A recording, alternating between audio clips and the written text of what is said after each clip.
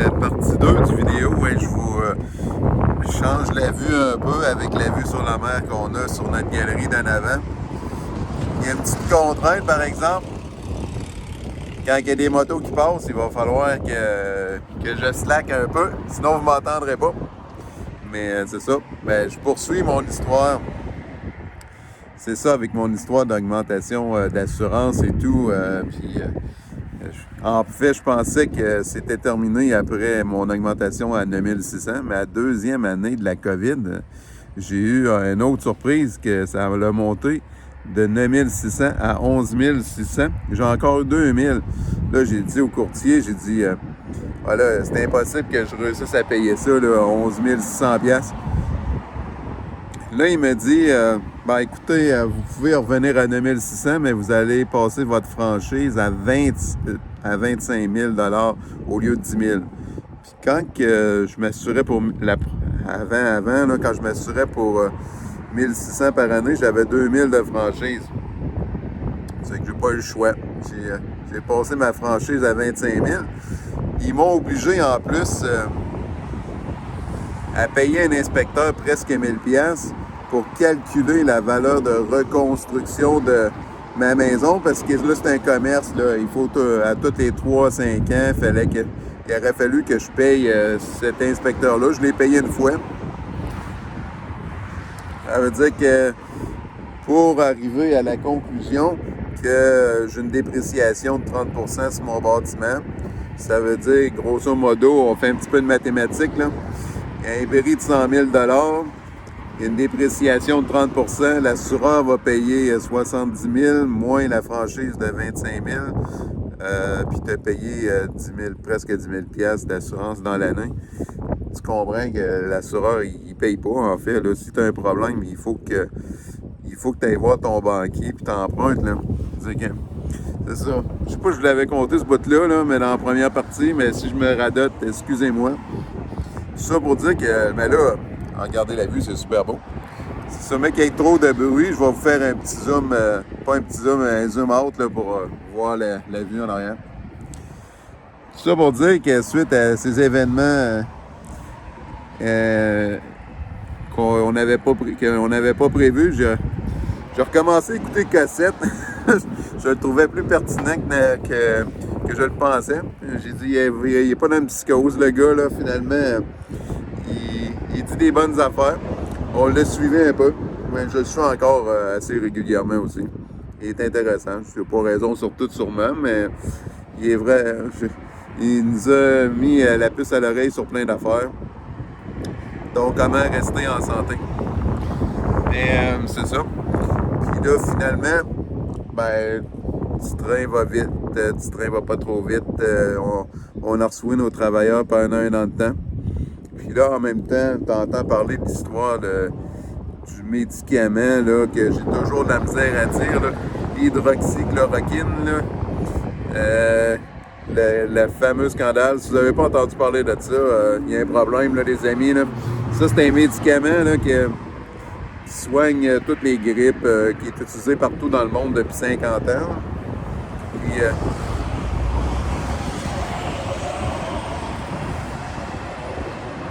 c'est au début, quand j'ai eu mes travailleurs, c'est drôle parce que j'avais des gens qui venaient de l'Afrique.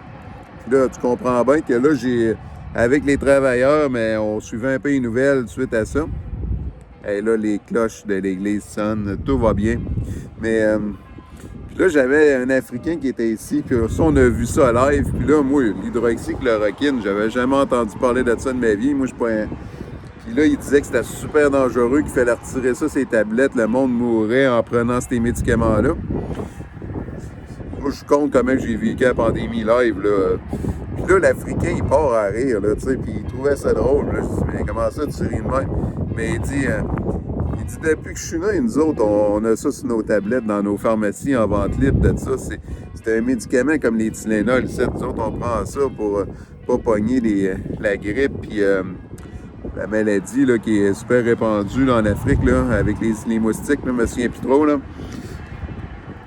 là tu te dis, là, t'as comme deux discours contradictoires. T'as les nouvelles qui disent qu'ils enlèvent ça des tablettes parce que ça tue le monde. Puis lui, il dit qu'il prend ça comme des Tylenol depuis qu'il est au monde. Là t'écoutes cassette, puis ils disent la même affaire. T'écoutes tout le monde, puis ils disent la même affaire. Puis là, il y a juste à la TV que ça dit le contraire. C'est un peu particulier comme histoire. Je les trouve. Là, tu commences à avoir des lanternes qui allument, qu'il y a des affaires qui marchent pas trop. Puis là, il arrive la deuxième année. En fait, que la compagnie, il avait signé une deuxième année. Ils m'ont annulé ça à quelques semaines avant le renouvellement. En tout cas, ils n'ont pas payé pénalité. Ils m'ont suggéré des affaires comme de quoi qu'on devrait reporter le contrat à l'automne. Finalement, j'ai dit oui. Puis finalement, ça ne s'est pas reporté. Je me suis fait un peu avoir avec ça. Mais c'est pas grave. J'ai eu des touristes tout l'été. Ça a été bien plus payant. Parce qu'il faut dire, quand j'ai signé le contrat, parce que je savais pas ce que Christian Dubé déciderait, j'ai quand même perdu plus que la moitié de mes revenus en prenant des travailleurs au lieu des touristes. Là. Les touristes, c'est bien plus payant, même si c'est juste 4 mois. Là. Il y a 4 gros mois dans l'année. Mais tu sais, j'ai fait un bon prix pour l'année. Là. Puis là, quand il y a eu le temps de recommencer à avoir des touristes, la deuxième année de la COVID, notre ami Dubé, ben là, j'ai commencé à lire les courriels qu'il nous envoyait depuis un an parce que vous, ce que vous savez pas, c'est qu'ils disent des affaires à TV, là, mais nous autres, quand on est dans une entreprise, on a reçu le détail, hein, puis c'est pas tout à fait comme à la télévision, là. Nous autres, il y a un organisme, là, c'est le CITQ, qui font affaire avec un autre organisme parapublic qui font la communication du gouvernement. C'est une affaire d'hôtellerie, machin chouette, là, parce que tu comprends bien qu'il n'y a plus de fonctionnaires pour travailler, pour envoyer les courriels. Là. C'est-à-dire que là, ils font affaire avec une compagnie de marketing externe, qu'eux autres, c'est comme un tampon entre les deux, là, pour être sûr que si tu veux poursuivre quelqu'un, il faut que tu aies une chaîne à poursuivre au lieu de juste un. Tu sais que là, eux autres, ils nous envoyaient 2 fois par semaine, mais des courriels là, sur les règles de changement de COVID, là, puis d'affaires incroyables. Moi, je lisais juste les 2 paragraphes sur le karaoké. J'ai lu ça 2 fois, en fait. Après ça, j'ai flushé ça. Je me suis désabonné de ça, puis ils me désabonnaient pas. Je les recevais pareil. Mais c'était tellement drôle. À un moment donné, il n'y avait plus de karaoké. À un moment donné, le karaoké était revenu. Le monde pouvait chanter assis avec un masque. Il pouvait chanter debout avec un masque. À un moment donné, il pouvait enlever le masque. Il fallait qu'il se assise. À un moment donné, c'était 2 mètres, 1 mètre. Et non, mais c'était juste suivre le karaoké. Là, ça prenait 3 diplômes universitaires. Là, juste pour comprendre les changements de ça. Puis essayer de suivre ça. Là, c'était une histoire de fou. Et là, j'ai dit, moi, c'est pas vrai qu'à toutes 2 fois par semaine, je vais me mettre à lire ça. Je lisais tout ça, puis c'est les clients qui m'informaient des changements. À un moment donné, tu te dis, hey, là, j'ai pas rien que ça à faire. Moi, j'ai la balayeuse à passer. Moi, là je veux pas des courriels de changement à finir. Dire que c'est ça, là. Après avoir lu quelques courriels de ça, je me suis désabonné. Mais je reçois toujours les courriels. Puis là, c'est ça, là, mais dans les premiers courriels, il disait bien qu'il fallait que j'aille des tables avec 2 mètres de distance entre les tables. Puis là, écoute, on investit, là, on n'a pas le choix. J'ai dit, sinon, les clients qui vont arriver ici, qui vont se pointer ici, ça va crier, ça va chialer.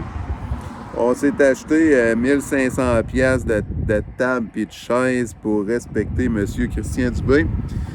Un coup qu'on a tout reçu ça une semaine après, il n'y avait plus de 2 mètres, là, c'était parti. Puis là, c'était rendu 1 mètre. J'ai tout acheté ça pour rien. Là, tu peux tout le temps avoir des subventions pour acheter du matériel COVID, mais c'est pas des tables, des chaises, là, c'est des plexiglas puis des masques, là, puis c'est des affaires de même. Là. Puis ça te prend 1 semaine de réussir à bien remplir les papiers. C'est que on n'a jamais essayé de faire ça. Même pas pour la PCU. On oublie ça. Les règles qui changent à toutes les semaines, on n'embarque pas là-dedans. Celui qui ne travaille pas ne mange pas. C'est un principe de la vie, hein? C'est comme ça. Ça veut dire qu'on s'est retroussé les manches, puis on a travaillé fort. Ça veut dire que c'est un peu ce qui s'est passé durant ces années-là. Puis Puis, qu'est-ce que j'aurais à dire d'autre là-dessus? Ouais, c'est ça. Là, ça fait 2 étés qu'on a des touristes. Ça va bien. Je veux dire, on met le monde à l'aise. Là. Même l'année passée, on mettait le monde à l'aise. Là. On leur disait, vous êtes chez Monsieur Vizna ici, là, sentez-vous bien à l'aise de vous comporter comme vous voulez ici. Non, mais pas n'importe quoi, là, mais tu sais, je sais, par rapport à tout ce qui est COVID, puis le monde était bien content là, d'avoir un peu de break, puis on n'a pas eu de commentaires négatifs par rapport à ça. Là. Le monde, il était content d'enlever le masque rendu ici. Hey, c'était reposant pour les gens. Les gens nous remerciaient de tout ça. C'était numéro 1. En fait, il faut savoir qu'ici, on n'est pas un pseudo-commerce, là. On est une résidence privée. Hein. On a toujours moins que 25 personnes. On est toujours dans une zone où ce que le gouvernement ne nous définit pas. Ça veut dire qu'on fait ce qu'on veut un peu. Hein. Je veux dire, on est chez nous. Ça veut dire que c'est la beauté d'avoir un gîte touristique. Ça veut dire que... Puis c'est pas mal ça. Ça veut dire qu'il fait chaud, il fait beau. La vue est super belle. Puis on continue, du train va loin. Et on espère que tout ça va passer rapidement, qu'on ne sera pas avec des masques encore cet automne. En tout cas, nous autres, on est bien à l'aise avec tous nos clients ici, tout va bien.